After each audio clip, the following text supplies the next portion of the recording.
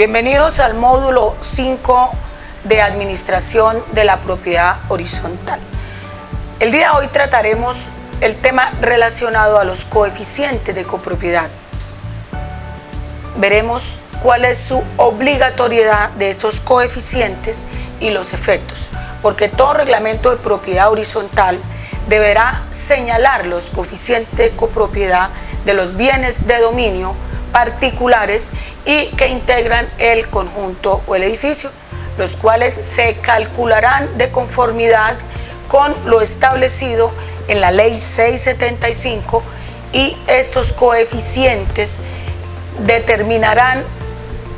los siguientes aspectos. El primer aspecto que determinará es la proporción de los derechos de cada uno de los propietarios de bienes privados sobre los bienes comunes del edificio o conjunto. En segundo lugar, el porcentaje de participación en la Asamblea General de Propietarios. Eso determina. Y también,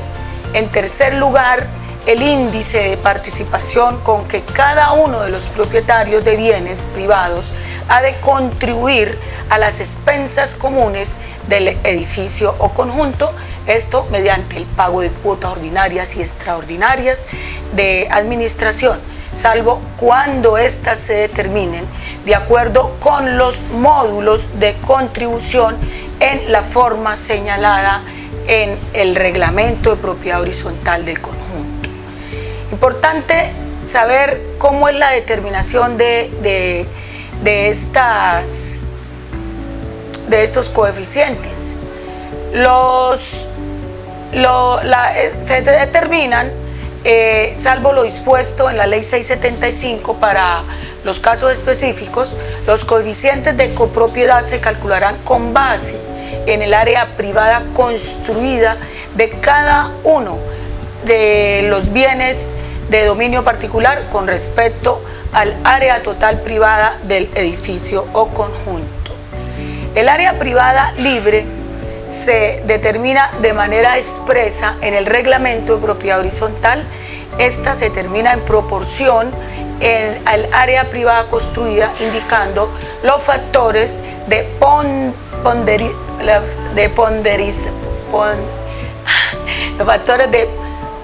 ponderación utilizados. Discúlpenme que se me lengua la traba. Bueno, importante tener en cuenta que para calcular el coeficiente de copropietarios, de parqueaderos y de depósitos, se podrán ponderar los factores de áreas privadas y de destinación. Debemos saber nosotros que los factores del cálculo en edificios o conjuntos de uso mixto y en los conjuntos comerciales, en los edificios o conjuntos de uso mixto y en los destinados a comercio, los coeficientes de copropiedad se calculan de acuerdo con un valor inicial que represente una ponderación objetiva entre el área privada y la destinación y características de los mismos, y los reglamentos de propiedad horizontal deberán expresar en forma clara, precisa, los criterios de ponderación para la determinación de los coeficientes de copropiedad. Aquí debemos también tener presente que el referido valor nominal no necesariamente tendrá que coincidir con el valor comercial de los bienes de dominio particular, y que con relación a la modificación del coeficiente, la Asamblea General, con el voto favorable de un número plural de propietarios que representen al menos el 70% de los coeficientes de copropiedad del edificio o conjunto, podrá autorizar reformar el reglamento de propiedad horizontal relacionadas con modificación de los coeficientes de propiedad horizontal en los eventos que les enunciaré, y que son solamente 4. El primero de ellos es cuando en su cálculo se incurrió en error aritmético y no se tuvieron en cuenta los parámetros legales para su fijación. En segundo lugar, cuando el edificio o conjunto se adicione con nuevos bienes privados producto de la desafectación de un bien común o de la adquisición de otros bienes que se anexen al mismo. En tercer lugar, encontramos que es cuando se extinga la propiedad horizontal en relación con una parte del edificio o conjunto, y por último, cuando se cambie la destinación de un bien de dominio particular si ésta se tuvo en cuenta para la fijación de los coeficientes de copropiedad.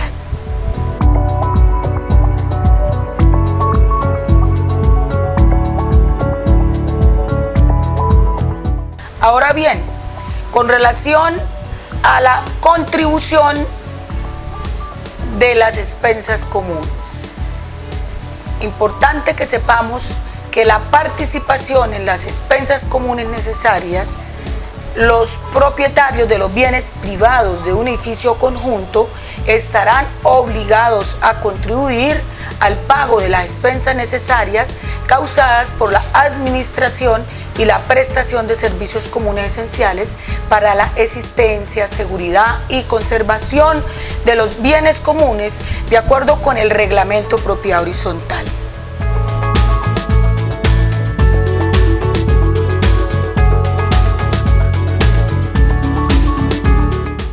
Ya tratando el tema con lo relacionado a la participación en las expensas comunes necesarias, es importante saber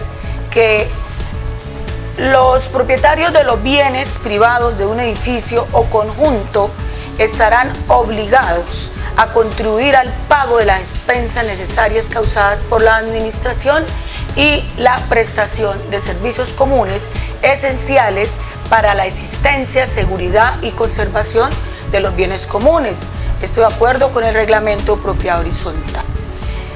También es importante saber que para efectos de las expensas comunes ordinarias existirá solidaridad en su pago entre el propietario y el tenedor a cualquier título de bien de dominio privado, y que igualmente existirá solidaridad en su pago entre el propietario anterior y el nuevo propietario del respectivo bien particular o bien privado respecto de las expensas comunes no pagadas por el primero al momento de llevarse a cabo la transferencia del derecho de dominio. En la escritura de transferencia de derecho de dominio de un bien sometido a propiedad horizontal, el notario exigirá el paz y salvo de las contribuciones a las expensas comunes expedido por el representante legal de la copropiedad.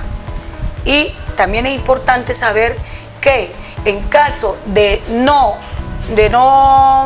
contarse con el paz y salvo, se dejará constancia en la escritura de tal circunstancia y de la respectiva solicitud presentada al administrador de la copropiedad y de la solidaridad del nuevo propietario por las deudas que existan con la copropiedad. También es necesario saber que cuando el dominio de un bien privado perteneciere en común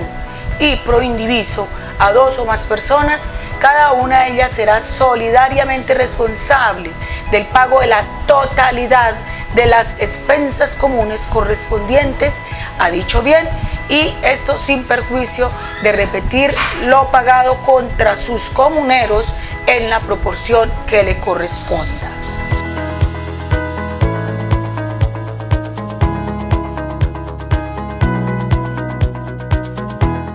Debemos también dejar claro que para la participación en las expensas comunes necesarias existe la obligación de contribuir oportunamente con las expensas comunes del edificio o conjunto, y se aplicará aún cuando un propietario no ocupe su bien privado o no haga uso efectivo de un determinado bien o servicio común. En los edificios residenciales y de oficinas, los propietarios de bienes de dominio particular ubicados en el primer piso no estarán obligados a contribuir, escúchese bien, señoras y señores, no estarán obligados a contribuir al mantenimiento, reparación y reposición de ascensores,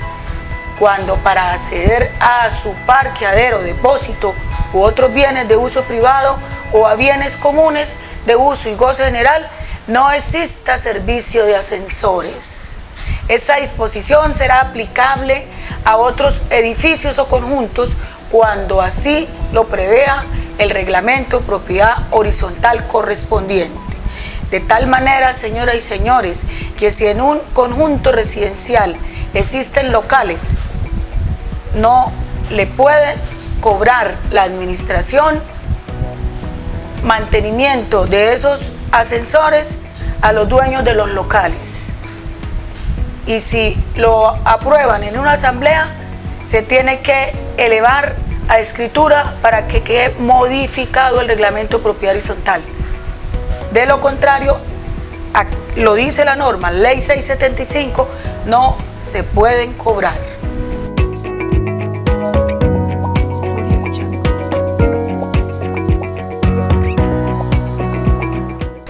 Hablemos ahora de qué pasa con el incumplimiento en el pago de las expensas, porque aquí es importante nosotros saber que el retardo en el cumplimiento del pago de las expensas causará intereses por mora, y que estos intereses son equivalentes a 1,5 veces el interés bancario corriente que esté certificado por la Superintendencia Bancaria en Colombia. Esto sin perjuicio de que la Asamblea General, en quórum que señale el reglamento de propiedad horizontal, establezca un interés inferior. Mientras subsista este incumplimiento, tal situación podrá publicarse en el edificio conjunto. El acta de la asamblea incluirá los propietarios que se encuentren en mora, de tal forma que no hay que pedir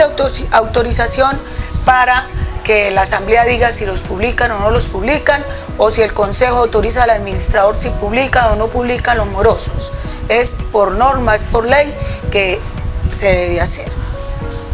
Esa publicación referida en el que les acabé de hablar solo podrá hacerse en lugares donde no exista tránsito constante de visitantes, garantizando su debido conocimiento por parte de los copropietarios. Entonces, aquí surge una pregunta. Los dueños de los locales de un edificio que no tienen acceso a las instalaciones de adentro del edificio, si les publican que son deudores morosos, ellos no se van a enterar porque ellos no tienen acceso allá, pero tampoco los pueden ir a publicar en una cartelera que dé a la calle. Con relación a los sectores y módulos de contribución, tendremos que decir que los reglamentos de propiedad horizontal de los edificios o conjuntos de uso comercial o mixtos deberán proveer de manera expresa, ¿sí?, la sectorización de los bienes y servicios comunales que no estén destinados al uso y goce general de los propietarios de las unidades privadas en razón a su naturaleza, destinación y localización. Las expensas comunes necesarias relacionadas con estos bienes y servicios en particular estarán a cargo de los propietarios de los bienes privados del respectivo sector, quienes sufragarán de acuerdo con los módulos de contribución respectivo los cálculos conforme a las normas establecidas en el reglamento de propiedad horizontal, y los recursos de cada sector de contribución se precisarán dentro del presupuesto anual del edificio o conjunto. Conjunto de uso comercial silobayo mixto, y solo podrán sufragar las erogaciones inherentes a su destinación específica.